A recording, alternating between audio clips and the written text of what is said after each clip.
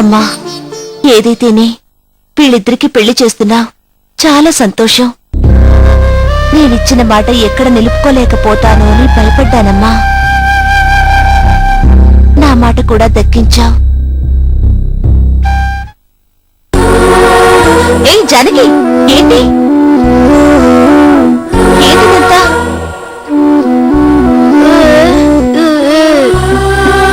ఇందులో నేను చేసిందేముంది జానకి? నీ ప్రేమలోని నిజాయితీయే నిన్ను గెలిపించింది. అదే మీ అన్నయ్య మనసును కూడా మార్చింది.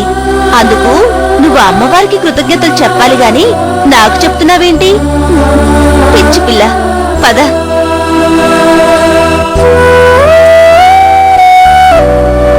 కూర్చో.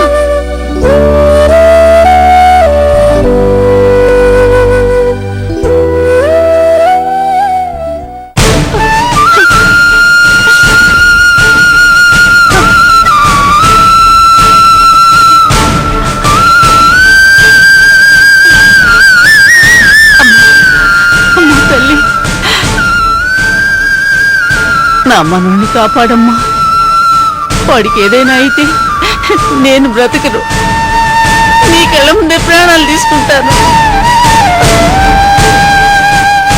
అమ్మా, ఏంటమ్మా, ఏమైంది?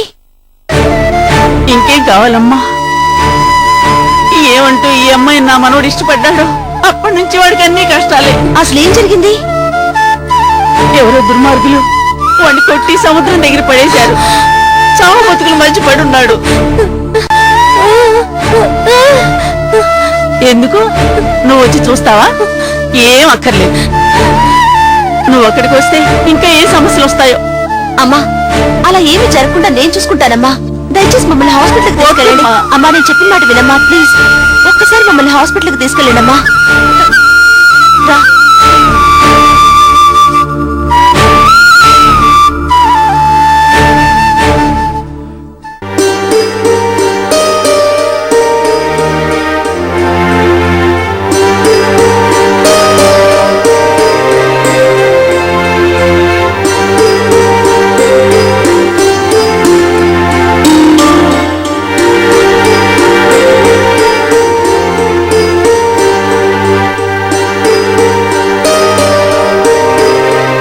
స్వామి, ఎందుకో రమ్మని పిలిచారట?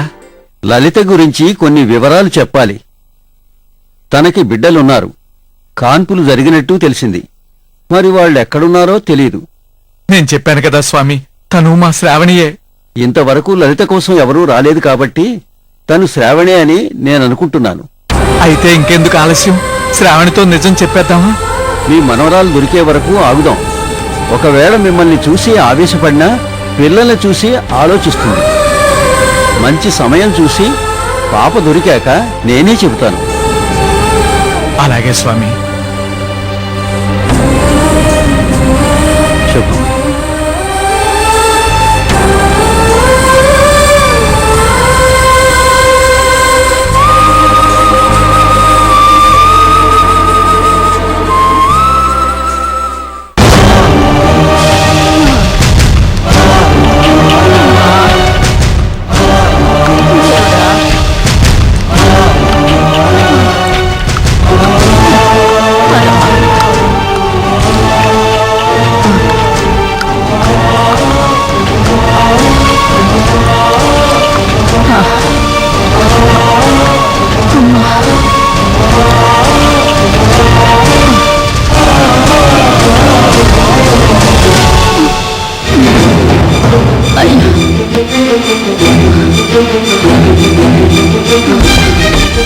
చూడమ్మా, నువ్విక్కడే ఉండు తల్లి. నీ వెళ్ళి మందు తెచ్చుకుంటాను.